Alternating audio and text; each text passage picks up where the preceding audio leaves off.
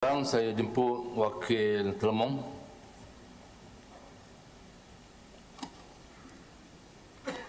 Bismillahirrahmanirrahim. Assalamualaikum warahmatullahi wabarakatuh. Soalan saya yang pertama, Datuk Yang Tua. Assalamualaikum warahmatullahi wabarakatuh. Datuk Yang di-Pertua, terima kasih Telemon. Langkah kerajaan negeri memajukan ekonomi rakyat melalui sektor pertanian. Datuk Yang di-Pertua, sepanjang pelaksanaan Tahun Pertanian Terengganu 2021, kerajaan negeri telah berjaya melaksanakan sebanyak 93 program dan menyiapkan 45 projek demi untuk mencapai matlamat besar mempertingkatkan ekonomi penduduk melalui sektor pertanian. Untuk rekod, sektor pertanian ialah sumber ekonomi kepada kira-kira 70% daripada rakyat negeri Terengganu. Dan sebagaimana titah ke bawah Duli Yang Maha Mulia Tuanku, seramai 13,702 orang golongan sasar telah menerima manfaat langsung daripada program-program ini. Panjang untuk saya senaraikan ke semua sekali, sekadar saya petik beberapa intipati penting. Yang pertama, isu besar yang dihadapi oleh rakyat untuk nak memajukan ekonomi melalui sektor pertanian ialah masalah tapak. Nak bertani, nak berternak dan juga mengusahakan industri aquaculture perlukan tapak.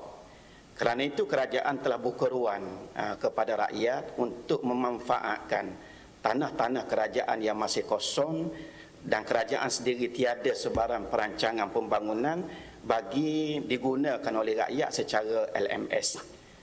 Yang kedua, kita ada lebih daripada 1,000 hektar tanah yang telah diwartakan di bawah Seksyen 62 KTN sebagai taman kekal pengeluaran makanan. Sebelum daripada ni banyak lot-lot yang terbiar, sama ada lot tersebut memang kosong ataupun dipajak oleh peserta-peserta yang tidak produktif. Maka kerajaan negeri telah mengambil satu langkah tegas untuk proses pemutihan agar peserta-peserta yang tak produktif ini diganti dan juga lot-lot kosong dapat diisi. Yang ketiga, rakyat kita banyak terlibat dalam penerokaan tanah-tanah kerajaan secara haram. Dengan ruang-ruang peraturan yang ada, kita mengambil langkah untuk menghalalkan. Apatah lagi kalau sekiranya tanah-tanah yang diteroka tersebut adalah tanah-tanah yang tiada sebarang perancangan pembangunan oleh pihak kerajaan. Bila dihalalkan, dengan sendirinya rakyat kita berhak untuk berdaftar dengan jabatan-jabatan yang berkenaan, memohon bantuan-bantuan yang selayaknya mereka dapat, boleh mohon untuk dapat persijilan MyGap dan sebagainya. Yang seterusnya, kita bangunkan tanah rizab Padang Ragu untuk dijadikan Padang Ragu rakyat dan juga kita bangunkan sebagai hub pembangunan Lembu Sado. Tahun 2021 sebanyak 7 Padang Ragu rakyat dengan keluasan 10 hektar setiap satu telah dibangunkan dengan kos kira-kira RM400,000. Dalam masa yang sama, ada tanah-tanah milik rakyat atau milik syarikat dan agensi yang masih terbiar, yang kita istilahkan sebagai tanah terbiar dengan keluasan lebih daripada 8,000 hektar di seluruh negeri Terengganu, dan pilot projek hasil daripada task force pembangunan tanah terbiar telah dimulakan dengan dijadikan RTB Pengkalan Aman di Setiu dan RTB Kampung Rahmat di Langkap, dibangunkan dengan tanaman musangking dan juga mempelam harum manis. Yang kedua, rakyat kita yang nak menceburi sektor pertanian ini berhadapan dengan masalah dana. Kerana itu kerajaan negeri sejak daripada 2019 lagi telah menyediakan dana melalui skim bantuan modal tani yang terbukti berjaya menyelesaikan isu-isu kengkangan dana yang dihadapi oleh rakyat kita. Kemahiran juga adalah isu. Sebab itu jabatan-jabatan yang berada di bawah MAFI negeri Terengganu mempunyai program-program pengembangan dan khidmat nasihat yang tersendiri, sama ada dalam bentuk kursus-kursus jangka pendek atau kursus-kursus jangka sederhana. Dan kita ada sebanyak 18 program yang sedang dan telah dilaksanakan di bawah program Gedung Pengeluaran Makanan Negeri Terengganu. dengan melibatkan kos dan pelaburan kira-kira 700 juta ringgit. Suatu jumlah pelaburan yang besar dan program-program yang berada di bawah gedung pengeluaran makanan negeri Terengganu memang kita sasarkan supaya rakyat dan peserta terlibat mampu memperolehi pendapatan yang mengeluarkan mereka daripada garis kemiskinan. Dalam masa yang sama, kita tidak mampu bergantung kepada sektor tempatan sahaja.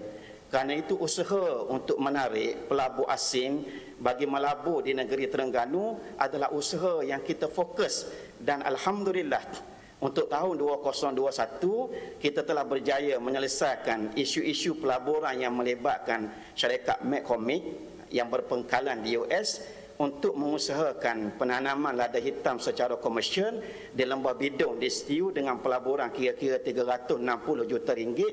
Kita sasarkan mampu menjana kira-kira 2,000 peluang pekerjaan. Dalam masa yang sama berlaku teknologi transfer dan juga pembinaan kilang pemprosesan.